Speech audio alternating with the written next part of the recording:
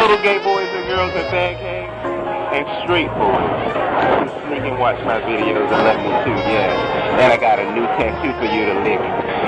Today we're out at the Transgender Pride Celebrations. This is a celebration that affirms the dignity of the transgender community. I feel like often as gay and lesbian people and also the general community often neglect the needs of the transgender community. So we're here today to address those needs, celebrate who they are, and affirm their dignity. Today you'll get to meet some transgender men and women and hear some of their stories and see what transgender celebration is all about. Remember, we continue to learn from each other. Happy Transgender Pride! Favorite, this is Holly. And Holly, how are you today? I'm doing very well. Thank you, Samson. Thank you. Thank you for sharing your story. Thank you. So, you are a transgender woman. I'm a transgender woman. Tell us a little bit about that. When I was 3 years old, I loved Sequence and Judy Garland, and I'm really not making that up. I'm not making it up. I cut a big picture of Judy.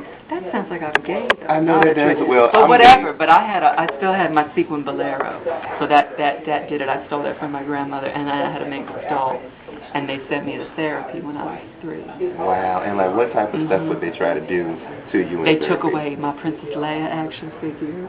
They took away my Dorothy doll. I was very upset. I would have threw a hissy fit. I'd have went in there and so I stayed in hide until I was 18, and I moved to New York City, and I bought myself a pair of pumps. And that's where it all began. And that's where it all began. What was, because I understand like being transgendered, of course, you're transgendered all your, well, not really transgendered all your life. There is, you're born with. I definitely was born this way. Right, you're born with a penis, although inside you feel like a woman. I'm not going to say what I was born with, but I am a woman. Okay, and that's easy to, okay. So this interview's from here up. I know that's right. Okay. How are you able to allow people to really look at what transgender is? I think I make people look at it because I don't mind that people know I'm transgender, but I don't advertise it. I don't make a spectacle of it. And I think by not making a spectacle of it, I want people to respect me. But I have no issue walking down the street or doing things with my other transgender brothers and sisters. And lately I've exposed myself to all spectrums of transgendered. I'm very happy, and I think I found a community that I'm very happy with. And it took me a while to accept it, and I accepted myself, but now I'm accepting the whole community. Exactly. So, you know, of course, for people who aren't transgender, there's always a process that you go through. Even I'm still learning, although I'm very inclusive myself. What is something that people should educate themselves most about being transgender?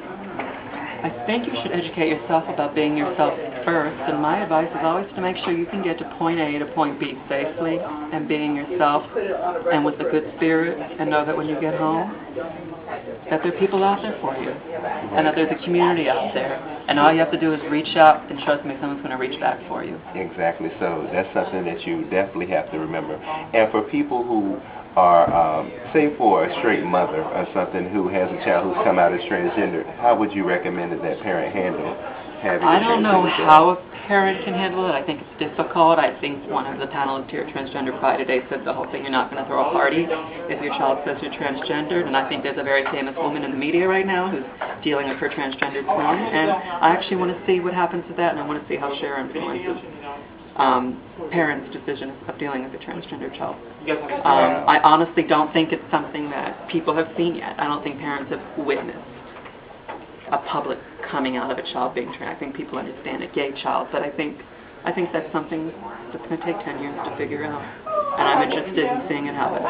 Yeah, well, thank you. I think you're beautiful. And thank you. Very supportive. I definitely support the transgender community. I think you're beautiful. And I love you so much. So thank you for sharing your story with the viewers. Thank you so much. What show is this? Oprah?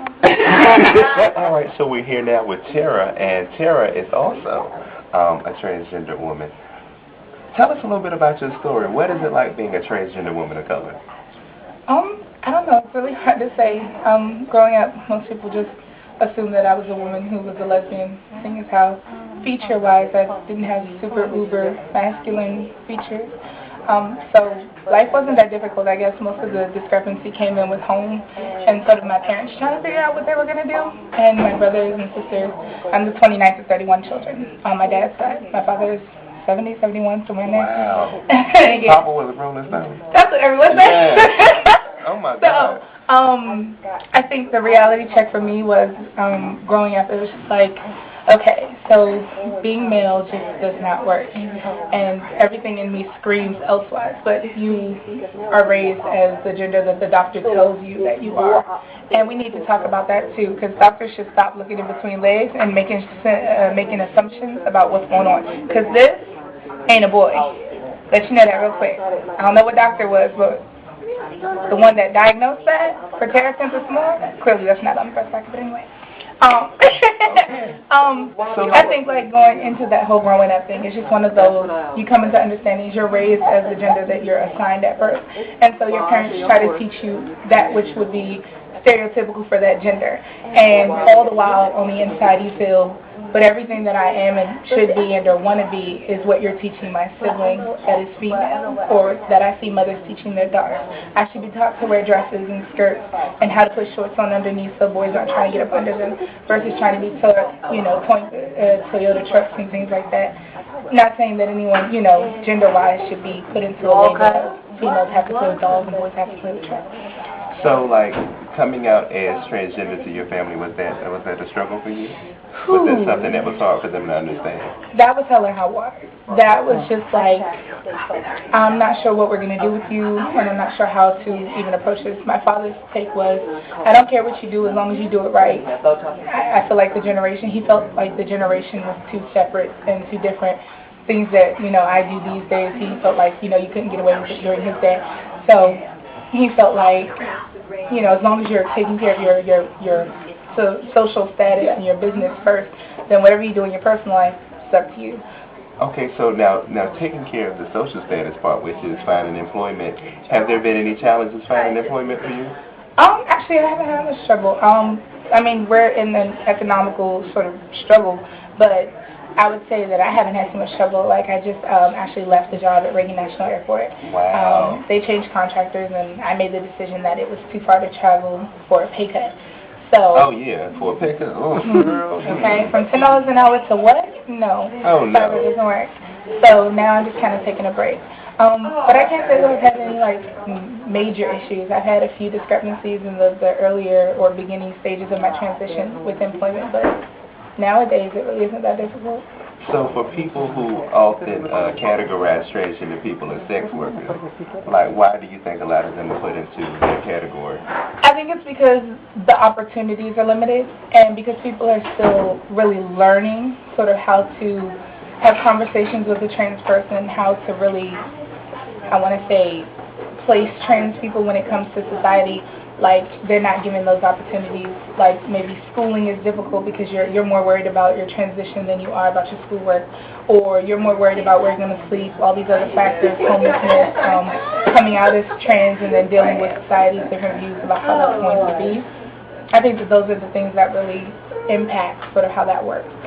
Okay, and so last question, what can society do to educate itself enough to become more inclusive of the transgender community? I know a lot of the transgender community is very underserved, and so what can society do to be more inclusive? Being frank, get over it. And I think, quite frankly, once you stop trying to pry so much in between my legs and into my business, and just let me live my life, I think that you'll be fine. Know that it's not about what's going on in the bedroom, because you're not there, and that shouldn't matter to you. It should be more about, how can I serve you? How can I help you? How can I help you be healthy holistically, not just physically with hormones, but how can I help you mentally, make sure that you're not going through any mental issues, and, that sort of thing. And can we take this whole gender dysphoria business out of the book of mental illnesses? I don't have a mental illness. I just have a physical situation, and we're changing something physical, not messing with something mental. So can we just take that out of the book? I don't believe that needs to be there any longer. That's right. You tell them, guys. Oh, I'm in church. I was getting ready to cuss. But, Lord help me. Anyway, thank you for joining us. Thank you for sharing your story. Thank you so much, and I love you more. I want to encourage you to please continue to watch, educate yourself about different issues.